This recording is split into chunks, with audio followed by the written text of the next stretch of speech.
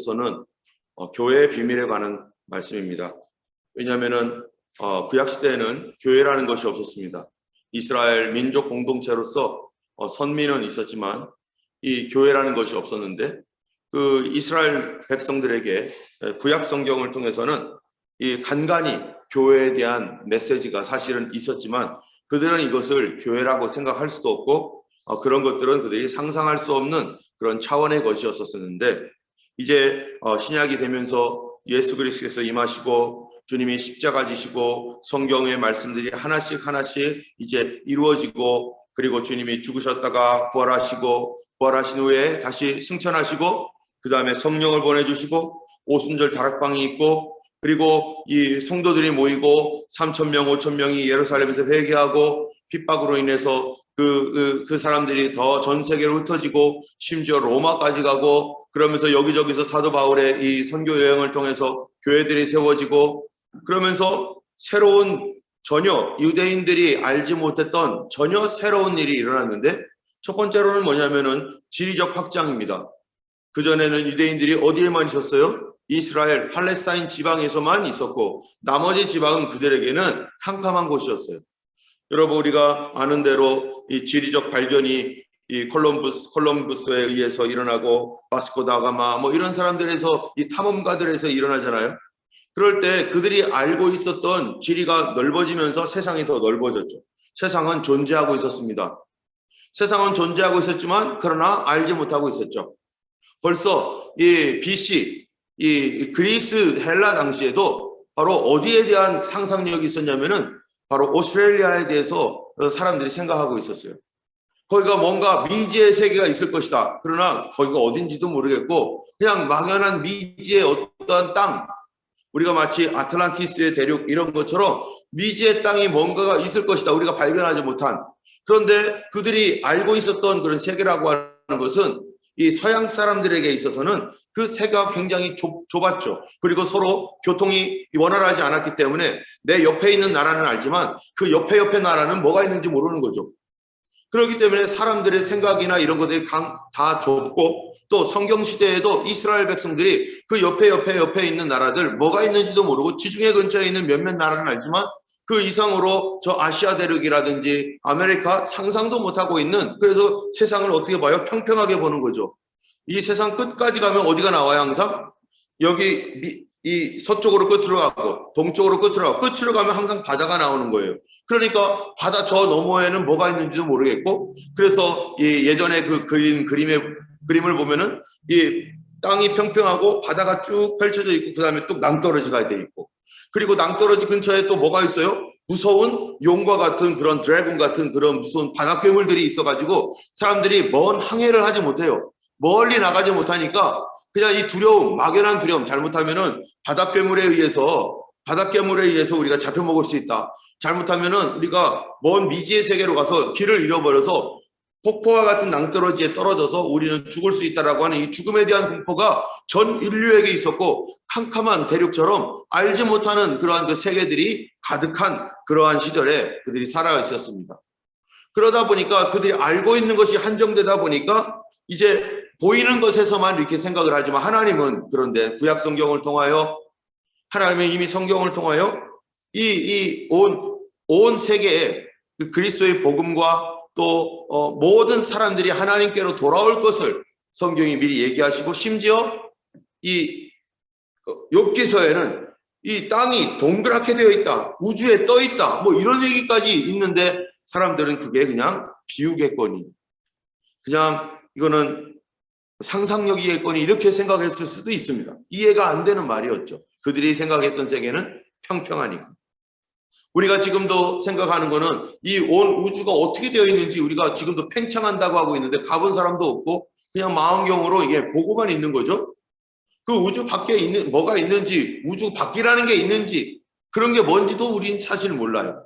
뿐만 아니라 우리가 이 물질적인 세계뿐만 아니라 우리가 뭐도 몰라요. 영적인 세계, 하나님께서 두 가지를 창조하셨는데 하나는 뭡니까? 보이는 세계와 보이지 않는 세계. 하나님 나라라고 하는 이 천국, 성경에서 미약하게나마 천국에 대하여 얘기하고 있습니다. 분명히 하나님 나라가 있다. 지옥에 대해서 아주 간단하게 얘기하고 있어요. 막 대단하게 복잡하게 뭐 막 얘기한 것도 아니에요. 그런데 그 천국이 뭔지, 지옥이 뭔지 우리의 현재 이 몸을 가지고 있는 우리로서는 그것을 다 상상하기 어렵습니다. 마치 초대 사람들이 이 지구에 대하여 오스트레일리아가 분명히 그 당시에 대륙이 있었음에도 불구하고 그게 있는지 없는지 미지였고 뭐가 있는지 어떤지 온갖 상상력밖에는 없었기 때문이죠. 이 하나님께서 이 교회를 통하여서 하나님께서 무슨 일을 하실 것인가, 그리고 믿음을 통하여서 하나님은 어떤 세계를 이루어 가실 건가에 대해서는 그 당시의 사람들은 전혀 알지 못하고 있었고, 심지어 성경에 보니까 누구도 알지 못했느냐? 천사들도 몰랐다는 거예요. 하나님의 비밀의 경륜 가운데 이것이 있었고, 하나님께서 이것을 계속해서 진행해 오셨고, 그 진행해 온 결과가 지금 오늘 에베소서 3장에서 말하고 있는 것을 이제 드러내주고 있는 것입니다. 하나님께서는 이제 조그만 이스라엘, 자기들만 생각했던 이스라엘을 이제 하나님께서 넓혀서 이제는 온 세계를 위한 하나님, 온 세계를 위한 그리스도가 누구이신지, 그 일을 감당할 교회가 어떠한 것인지를 하나님께서 밝히 말해주고 있고, 뿐만 아니라 앞으로 더 많은 것들이 더 펼쳐져야 되는 것들이 성경에 이미 기록되어 있는데, 그것들을 사도 바울이 에베소서에서 계속해서 구약 성경에서 말씀하고 있고 성경을 통해서 드러내고 있는 이러한 교회의 모습, 교회가 어떠한 것인지에 대하여 하나님께서 계속 말씀해 가고 있는 것입니다. 교회는 뭡니까? 바로 예수 그리스도의 몸이고, 교회를 통하여 정말 허물과 죄로 죽었던 우리들을 살리는 하나님의 그 귀한 이 생명의 산실인 것이죠. 3장 1절에 보면은 사도 바울의 현재 상태에 대해서 말합니다. 사도 바울은 어떻습니까? 너희 이방인을 위하여 갇힌 자 된 나 바울은 말하거니와. 지금 어디에 갇혀 있어요? 에베소서가 무슨 성경이라고 했죠? 이 옥중서신이라고 했죠. 옥에서, 감옥에서 지금 사도 바울이 편지를 쓰는 겁니다. 2절에 너희를 위하여 내게 주신 하나님의 은혜의 경륜을 너희가 들었을 터이라. 여기에 은혜의 경륜, 이 은혜의 경륜, 그런 것들이 어떤 겁니까? 첫 번째로는요, 바울에게 하나님께서 맡기신 직책에 대해서 어떻게 그 은혜의 경륜이 일어났어요? 사도 바울은 누구였습니까? 원래는 핍박자였고 포행자였고, 이 하나님에 대하여 열심은 있었으나 예수님을 몰라서 그가 오히려 하나님을 대적하는 그런 사람이었는데, 그가 예수 그리스도의 사도가 되었는 이 놀라운 경륜, 저 하나님을 핍박하고 하나님을 대적했던 자를 변화시켜서 하나님을 섬기고 복음 전하는 사도로 만드신 이 놀라운 일, 이거는 마치 이방인을 하나님이 택하셔서 이방 교회로 하여금 온 세상에 복음을 증거하게 하는 그런 놀라운 경륜과 마찬가지인 겁니다. 옛날에 이방인은 더러웠고 이방인은 하나님을 대적하는 존재였었는데, 그 사람들을 교회 안에서 바꿔서 사도 바울처럼 세상에 복음을 전하는 그러한 경륜. 두 번째로는요, 하나님의 계획입니다. 경륜이라고 하는 것, 그 하나님의 비밀스러운 계획, 그것이 무엇인지 이미 들었을 것이다. 자, 3절에 보면은 그 하나님의 그 경륜이 뭔가, 곧 계시로 내게 비밀을 알게 하신 것은 내가 먼저 간단히 기록한 것 같으니. 이미 기록한 것이 있어요. 근데 계시로 내게 비밀을 알게 했다. 하나님의 계시를 통해서 이 하나님의 비밀, 미스테리, 감추어졌던 것들을 드러내게 하셨다는 거예요. 그러면 감추어졌던 것이 드러났다라는 것은 뭐가 있었다는 거예요? 원래는 없었던 거예요? 있었던 거예요? 있었던 거죠. 있었는데 이게 커튼을 쫙 열어준 거예요. 있었는데 원래는 있는데 이거를 이렇게 덮은 거를 이렇게 열어 보인 거예요. 그러니까 거기에 뭐가 있는지 알죠. 여러분 선물을 받으면 선물이 잘 포장되어 있습니다. 그리고 끈으로 리본으로 쫙 묶여 있습니다. 안에 뭐가 있는지 보이나요? 안 보이죠. 그러나 그거를 내가 가지고 있으면 그 안에 뭐가 있는지 모르지만 뭔가 있는 거를 알고 있어요. 근데 그게 뭔지를 몰라요. 하나님께서 우리에게 하나님의 은혜를 주셨는데, 성령을 보내주시고 말씀을 주셨는데 이거를 내가 가지고 있어요. 그런데 내가 열어보지 않으면 그 안에 뭐가 어떻게 있는지 모르고 그걸 누릴 수가 없는 것처럼, 바로 이거 선물을 열어야 그 안에 뭐가 있는 줄 아는 건데, 하나님은 분명히 이 귀한 선물을 우리에게 주셨습니다. 그래서 사도 바울이 그거를 통해서 이제는 열어주는 거예요. 하나님께서 사도 바울을 통해서 이거 열어봐라. 뭐를요? 구약 성경. 사도 바울처럼 구약 성경에 정통한 사람이 어디 있습니까? 근데 구약 성경을 통해서 하나님께서 이게 예수 그리스도와 어떻게 연결이 되고 이게 복음이 뭐고 이것이 어떻게 뭡니까? 우리의 구원과 관련되어 있고 이게 무엇이 교회인가? 이런 것들을 볼 수 있도록 이제 그거를 열어주셨다는 것입니다. 그것이 바로 계시라는 거예요. 계시는 열어주셨다. 비밀을 열어주신 것. 이미 있었는데. 어디에 있었다고요? 구약 성경에. 그래서 여러분 구약을 공부해야 됩니다. 구약을 알아야 돼요. 구약을 모르면 신약을 이해할 수가 없는 거죠. 신약을 통해서 알 수 있는 것은 살짝 알 수 있습니다. 위에 있는 것, 답만 알아요. 그런데 공식은 몰라요. 그래서 구약을 알아야 되는 거예요. 그러면 아하, 이해가 되는 거죠. 자, 그거를 이미 알려줬는데 4절에 그것을 읽으며 내가 그리스도의 비밀을 깨달은 것을 너희가 알 수 있으리라. 그리스도의 비밀이 뭡니까? 하나님의 지혜를 말하는 것이죠. 하나님이 어떻게 유대인을 또 이방인을 어떻게 구원하시는 것인지, 하나님이 어떻게 그 구원의 역사를, 십자가가 뭔지 이런 지혜를 알게 될 것이라는 거예요. 이제 5절에 이제 그의 거룩한 사도들과 선지자들에게 성령으로 나타내신 것 같이 다른 세대에는 사람의 아들들에게 알리지 아니하셨으니, 이것은 이제 다른 세대에는 알리지 않는 것이다. 이 비밀, 이 경륜, 이 그리스도의 이 보배로운 이 메시지는 누구에게 알려줬느냐? 첫 번째로는 사도들. 사도가 누굽니까? 예수 그리스도의 제자들. 두 번째로는요, 선지자들. 선지자들은 누굽니까? 그 이전에 있었던 하나님께서 보내주신 구약의 선지자들. 이들에게 말했다는 거예요. 그런데 그 다음 세대에는요, 그 이후에는 말하지 않는다. 하나님께서. 이게 뭡니까? 계시가, 이런 성경적 계시는 이제 끊어졌다는 거예요. 더 이상 충분하다 이것으로. 지금 만약에 누군가가 기도하다가 하나님께서 나에게 이런 말씀을 하셨어. 그렇죠. 개인적으로는 하나님께서 우리에게 교제하는 차원에서 얼마든지 말씀하시고 우리의 길을 인도하시고 가실 수 있습니다. 그런데 자, 받아 써라. 이게 성경이다. 이러면 그건 뭐예요? 그는 이단이죠. 그거는 하나님입니까? 마귀입니까? 마귀죠. 여러분 여기에 보면 분명히 이제 그의 거룩한 사도들, 선자들에게 성령으로 나타내신 것 같이 다른 세대는 사람의 아들들에게 알리지 않았다. 뭐를요? 이 비밀을, 이 계시를, 이 경륜을.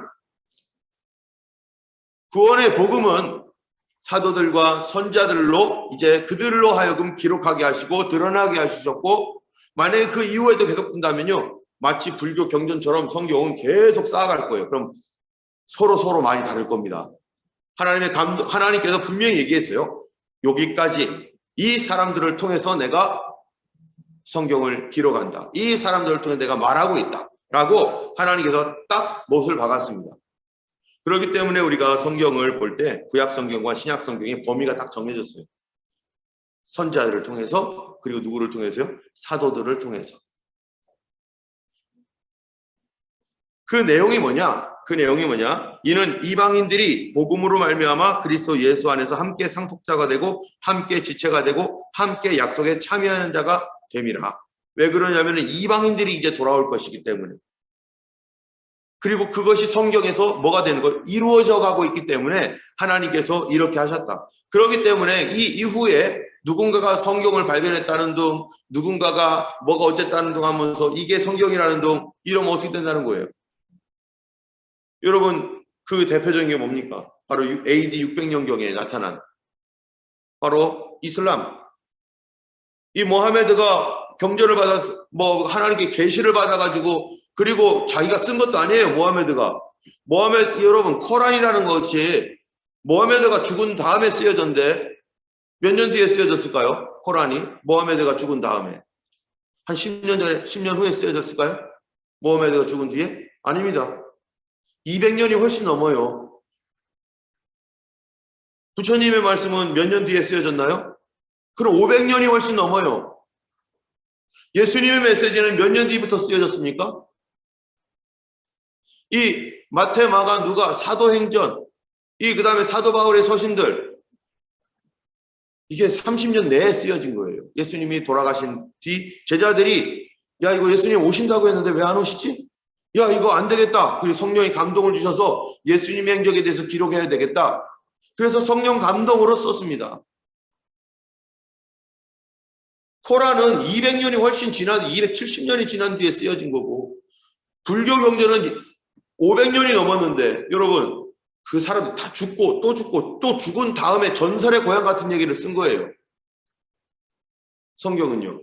예수님을 직접 체험했고 예수님께 직접 들었고 만난 사람들을 통해서 성경이 하나님의 감동으로 쓰여졌습니다. 적어도 세상적인 기준에 의해서 250년, 70년 뒤에 쓰여진 말이 얼마나 신빙성이 있습니까? 그가 했던 말 정말 그대로입니까? 500년 뒤에 쓰여진 것들이 그게 그대로일까요? 아니면 30년 이전에 쓰여진, 30년 내로 쓰여진 것이 그게 그대로입니까? 어느 것이 세상 기준으로 봐도 과학적 기준에 의해서 합리적으로 볼 때 뭐가 옳겠습니까? 이 땅에 있는 우리나라의 단군 신화라든지 삼국유사 이런 거 단군의 얘기 몇 년 뒤에 쓰여진 거예요. 그게 삼국유사가 지금 언제 나온 겁니까? 신라시대 때인데 그러면 단군 얘기는요 수천 년 전 얘기인데 그거를 기록한 거예요. 그게 진짜인지 아닌지를 증인도 없어요. 그냥 흘러 내려온 이야기, 전설의 고향 같은 얘기들을 썼어요. 그래서 삼국사기와 삼국유사가 분명히 다른 거는 삼국유사는 그냥 전설의 고향이죠. 사기라고 할 때 역사를 기록하는 사기라고 할 때는 그게 신빙성이 있어야 되고 그게 확실해야 되고 사실과 근거가 맞아야 되는 것이죠. 그래서 누가복음에 보면은 누가가 뭐라고 거기에 기록되어 있습니까? 이 예수님의 기록에 관하여 붓을 든 사람이 많다. 이미 수많은 사람들이요 예수님 이야기를 자기가 기록할 당시에 여기저기서 써놨다는 거예요. 그런데 나도 자세히 살펴서 순서대로 쓰는 것이 옳은 줄 알아서 내가 순서대로 씁니다. 데오빌로 각하여 하면서 그가 그냥 어떻게 썼느냐 성경을 예수님을 만났던 사람들 그리고 그들이 기록했던 내용들을 일일이 다 수집하고 모으고 고증을 해가지고 직접 예수님 만난 사람들을 통해서 이렇게 예수님의 이야기가 쓰여졌는데 그 이후에 쓰여진 것들은요 그 사람들이 쓴 게 뭔지도 모르는 심지어 몰몬경 같은 건 어떻습니까? 몰몬경은 스미스라 누구죠 이 사람? 그 사람이 기도하다가 가브리엘 천사가 여기도 가브리엘 천사 이슬람도 가브리엘 천사가 희한해요. 이슬람한테는 코란 같은 거 이게 준다고 하고 모하메드에게 여기서는 몰몬경 전혀 다른 몰몬경 주고 그게 누구예요? 그럼 그게 가브리엘입니까? 가브리엘이 성경 주는 사람입니까? 아니에요. 악한 영이죠. 사단이죠. 그런데 어디 가서 뭐를 찾아라 해가지고 가봤더니 몰몬경이 떡 만들어졌다는 거 아니에요. 금으로 만들어진 몰몬경을 찾았다는 거 아닙니까? 이게 다 뭡니까? 이런 것들이. 그런 걸 성경의 권위에 올려놓고. 그렇지 않아도 또 누가 있어요? 성경의 권위와 같은 성경처럼 여겨지는 그 내용들을 갖고 있는 교회 내의 존재가 누굽니까? 카톨릭입니다. 카톨릭은요, 성경을 가지고 이거를 해석한 책, 그리고 자기들이 토의한 내용을 성경의 권위만큼 올려놨어요. 성경이라고 생각할 정도로. 그리고 그거를 성경과 전통이라고 하는 이름으로 성경을 오히려 찍어 누르고 있습니다. 그래서 성경에 없는 내용도 자기들이 뭐예요? 자기들이 회의했으면 그것이 옳다라고 인정했으면 성경보다 더 권위가 있는 거예요. 이게 코란이나 아니면 몰몬경이나 이 교회 회의록을 가지고 말한 이 교령집이나 카톨릭의 교령집이나 뭐가 달라요? 하나님 말씀 위에 어떤 권위를 갖다 놓는 거 다 누구 장난이에요? 악한 영들이 하고 있는 거 아니에요? 사단이 하고 있는 거 아니에요? 여기 분명히 얘기하고 있잖아요. 더 이상 없다. 다른 계시가 더 이상 없어요. 이 성경을 통해서 이 성경의 이 66권이라고 하는 이 성경 안에 이제는 모든 하나님께서 말씀하실 무엇에 대한 말씀입니까? 우리의 구원에 필요한 충분한 말씀을 이 안에 기록하였고 그 안에 있는 이 말씀들을 우리가 자세히 읽어보면 예수 그리스도의 구원의 경륜이 뭔지를 하나님의 놀라운 비밀이 뭔지를 알게 된다는 것입니다. 그래서 7절에 보니까 이 복음을 위하여 그의 능력이 역사하시는 대로 내게 주신 하나님의 은혜의 선물을 따라 내가 일꾼이 되었다. 자, 8절에 모든 성도 중 지극히 작은 자보다 더 작은 나에게 이 은혜를 주신 것은 측량할 수 없는 그리스도의 은혜의 풍성함을 이방인에게 전하게 하시려. 자기에게도 이 은혜를 주셨다는 거예요. 나에게도. 그런데 그 하나님의 그 놀라운 이 비밀이 뭔가? 9절에 영원부터 만물을 창조하신 하나님 속에 감추어졌던 비밀의 경륜이 어떠한 것을 드러내게 하려 하심이라. 이것이 지금 가려져 있는데 이 사도 바울에게 하나님께서 또한 사도들에게 그리고 이미 선지자들은 뭔지 모르지만 하나님께서 주신 어떤 메시지를 그들이 기록했고 사도들은 그것이 예수 그리스도를 통해서 알게 되었고 자기는 예수님을 반대하는 사람이었었는데 하나님께서 은혜를 주셔서 자기는 구약을 철저하게 믿었던 사람이었는데 그거를 알 수도 없는 사람인데 예수 믿고 변화되어서 성령의 감동 가운데 하나님이 구약이 어떤 것인지를 쫙 알려주시고 풀어주셔서 그래서 이게 뭐예요? 영원 전부터 이 하나님 속에 감추어졌던 것이라는 거예요. 이 비밀의 경륜. 그게 뭡니까? 하나님 속에 감추어졌던 것. 그거를 드러내게 했습니다. 그게 뭘까요? 10절에 이는 이제 뭐로 말미암아? 교회로 말미암아 하늘에 있는 통치자들과 권세들에게 하나님의 각종 지혜를 알게 하려 하심이라. 누구를 통해서요? 교회를 통해서 하늘에 있는 정사와 권세들에게, 통치자와 권세, 이게 누굽니까? 천사들을 말하는 거예요. 룰러, 프린스. 하늘에 있는 천사들에게 하나님의 각종 지혜를 알게 하신 것인데 곧 영원부터 우리 주 그리스도 예수 안에서 예정하신 뜻대로 하신 것이라. 하나님께서 이 하나님의 놀라운 비밀들, 구원의 복음, 이 진리의 메시지, 구약 성경에 있는 이 진리, 예수 그리스도를 통해서 어떻게 이 세상을 구원하실 것인가라고 하는 이 메시지, 그거를 듣는 사람들에게 하나님이 무슨 일을 행할 것인가라는 이런 메시지를 누구로 말미암아요? 교회로 말미암아. 교회로 말미암아 누구에게? 천사들에게까지도 이 지혜를 알게 하려 하십니다. 하나님께서 지금 교회를 어떻게 하신다는 거예요? 하나님께서 직접 교회를 통치하신다. 할렐루야. 천사들을 통해서 뭐 하는 게 아니라 하나님이 직접 교회를 관여하시는데, 그런데 만약 우리가 여기에서요, 교회를 엉망으로 만들고, 교회를 싸움질하는 곳으로 만들고, 교회를 이 이단들의 소굴로 만들고, 교회를 이 하나님이 기뻐하지 아니하는 세속적이고 또 세상을 따라가는, 이게 뭐라고 되어 있습니까? 허물과 죄로 죽었는데 그 허물과 죄, 그러한 그거를 따라가는, 세상을 따라가는 그런 교회로 하나님을 만들고, 교황처럼 교회를 뭐로 만들어버려서 자기의 권력의 수단으로 만들고, 그러면 그 죄가 얼마나 큰 겁니까? 주님께서 피로 사셨고 주님께서 그 교회를 소중하게 여기서 요한계시록에서는 7 금초 때 얘기하면서 7별 얘기하면서 주님이 어디 사이로 지나다닌다고요? 7 금초 때 사이로, 교회 사이로 지나다니면서 불이 꺼지지 않도록 주님이 보고 계시는데, 그런데 마지막 때는요 어떻게 된다고요? 불을 끈다는 거죠. 마지막 때는 교회가 스스로 불을 끈다는 거예요. 복음을 잃어버리고, 그래서 불이 없는 교회, 불이 타지 않는 교회. 여러분, 이 불이라고 하는 것은 불이 붙어야, 등은 불이 붙어야 의미가 있는데 불이 없으면 그게 뭡니까? 아무것도 아닌 거예요. 이 땅에 수많은 나무들이 있습니다. 이스라엘에 대해서 뭐라고 말합니까? 이 땅에 이 미류나무도 있고요, 백향목도 있고 아주 이 좋은 재료로 쓸 수 있는, 건축할 수 있는 훌륭한 나무들이 있어요. 그런데 이스라엘은 하필 무슨 나무래요? 무슨 나무라고 했죠? 이렇게 시작하는 건데 무슨 나무죠? 포도나무.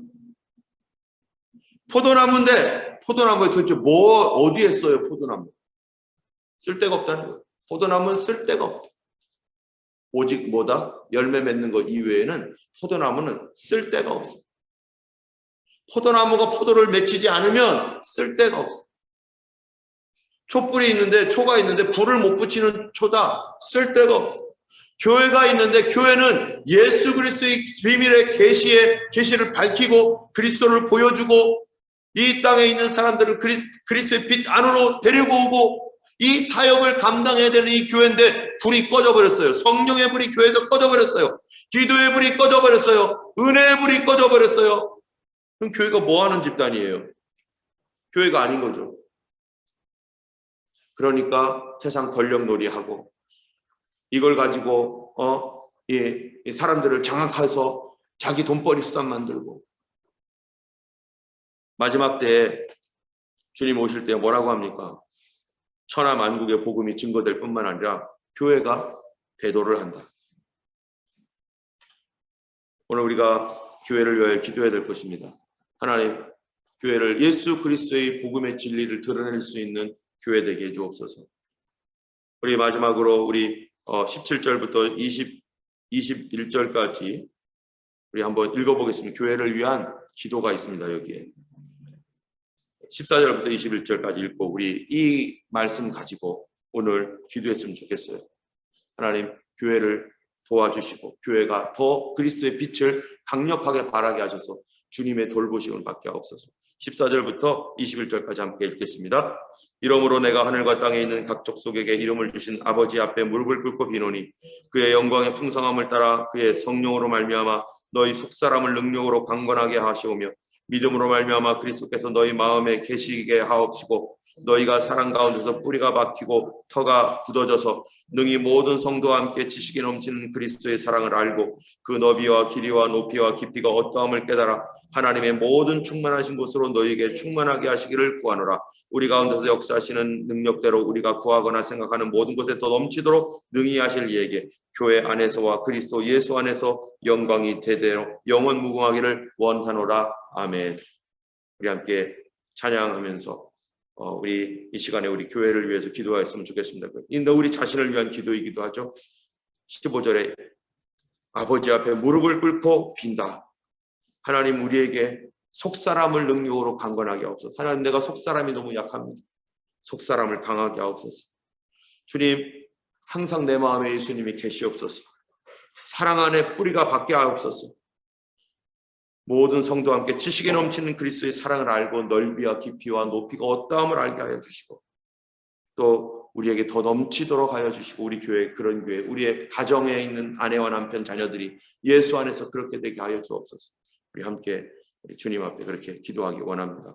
우리 찬양 우리 302장의 4절, 3절, 4절